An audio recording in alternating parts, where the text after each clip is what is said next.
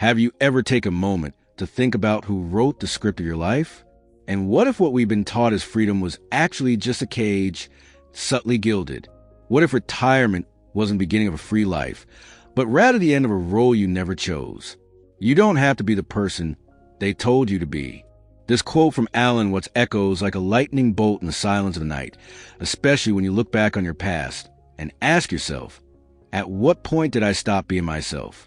Since childhood, we've been taught to wait for Friday, for the holidays, for the age of 65, that moment when we're supposedly going to be free. But no one ever told us that this waiting is a form of slow death. By constantly postponing life until tomorrow, we've unknowingly sacrificed the present. We all know that emptiness, sooner or later. You wake up early, face traffic, clock in, reply to emails.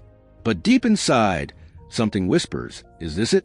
And you silence that voice with the hope that one day it will all make sense, that there will be a reward, that freedom will come. But what if that promise is a lie? What if retirement is just a sleek disguise to mask your replaceability? Today, we're going to look that illusion in the eye, deconstruct the myth of retirement as a finish line, explore the invisible architecture of the system that shapes us, and most importantly, rediscover a freedom that was never far, but which so few have dared to grasp.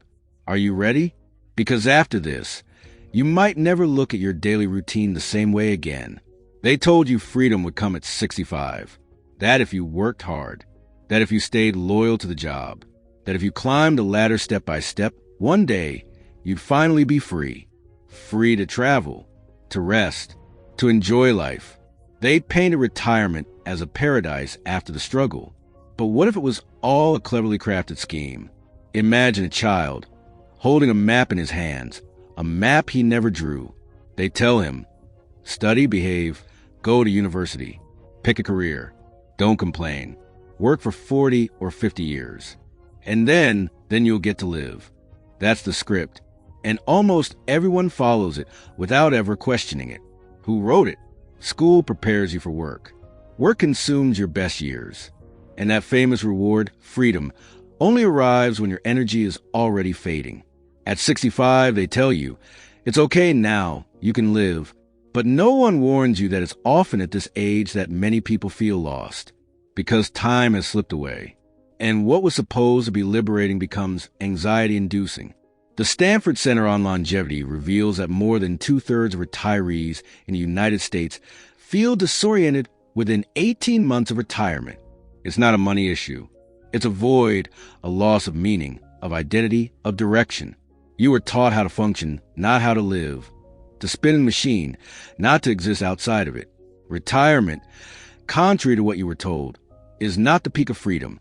It is a silent exit from a role you wore for too long. And when the spotlight turns off, no one hands you a new script. You have to write it. But how can you, if no one ever taught you how? Alan Watts once said, life is like music. The point isn't to get to the end, but to dance while the music plays. Yet we spend our whole lives searching for the next track, as if the next one will be better, until the album ends. And we realize we never danced. We just waited. That's when the lie becomes visible. They never promised you freedom. They sold you a contract of obedience, with a consolation prize at the end. But that promise is empty, because you were never taught to be free.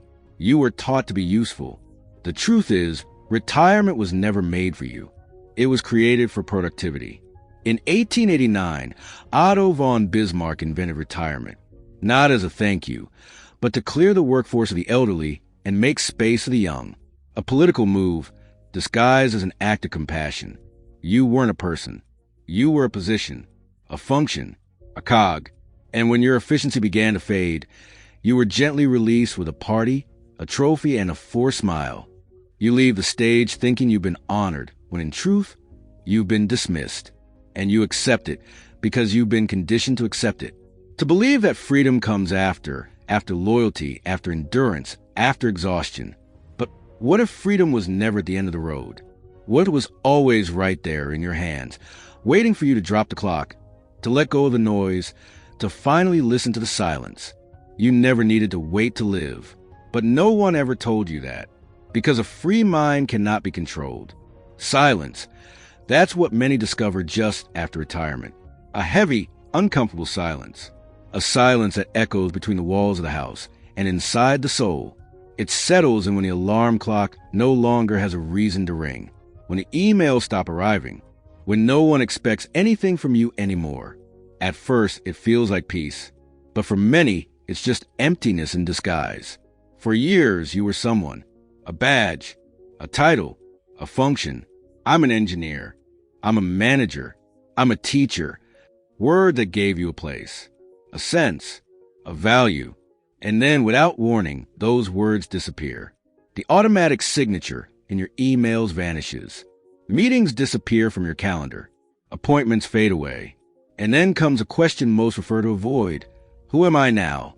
According to the National Institute on Aging, cases of depression rise by over 40% in the first year of retirement. Not because people are unhappy to be free, but because they don't know what to do with that freedom. They've spent so many years being productive, being useful, being busy, that they've forgotten what it means to simply exist. John, 64, a former engineer at Boeing, wrote a heartbreaking message on a forum. I realized I never really lived. I just worked. And now that work is over, I don't know what to do. That sentence seems simple, but it carries the weight of millions of lives. Because John isn't an exception. He's a mirror, the reflection of a world that taught you how to function, but never how to feel. It's a quiet, intimate, silent crisis. You're still breathing, but something inside you feels switched off. And the most troubling part? You were never prepared for this.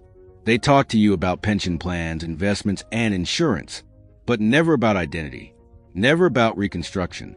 No one taught you how to exist outside the frame, without a schedule, without a title, without a role. Alan Watts once said, "You are not a function. You are the very play of life." But when you played the same role for 30 or 40 years and the curtain falls and the costume is hung up, how do you create a new version of yourself? That's where the pain is born. But it's also where an opportunity begins to grow. The role is over, but the actor you is still alive, and that actor can create something new, something real.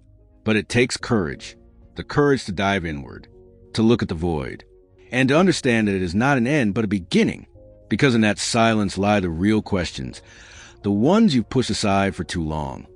What makes me feel alive? What moves me? What would I have done if I hadn't followed the pre-written path? These questions have no ready-made answers, but they hold a hidden power, the power to spark a rebirth, the birth of a self, free from roles, a whole self. Maybe that's what freedom truly is. The freedom you've searched for your entire life, without ever knowing where to find it. From a very early age, an invisible mechanism began to shape you, not through direct orders or explicit will, but through a slow, quiet process. You learned to raise your hand to speak, to sit in rows, to memorize dates, formulas, and diagrams.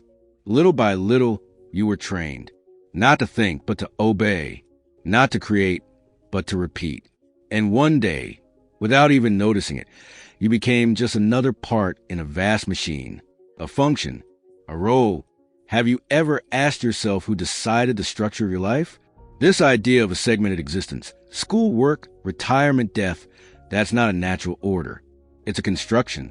In the late 19th century, Otto von Bismarck introduced retirement, not out of compassion, but to remove the elderly and make room for the young.